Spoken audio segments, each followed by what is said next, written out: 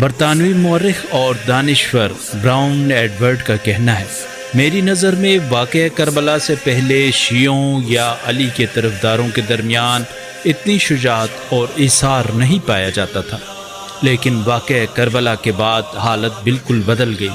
سرزمین کربلا کا تذکرہ، جسے فرزند پیغمبر کے خون سے رنگین کیا گیا،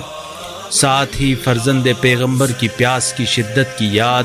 اور صحرائے کربلا میں بکھرے پڑے ان اصحاب اور اقربا کی لاشوں کی یاد،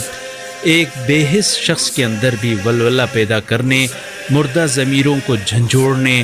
اس کے بعد ہر قسم کی مشکلات اور خطرات کو مول لینے اور جان کی بازی لگانے کے لیے آمادہ کرنے کے لیے کافی ہے۔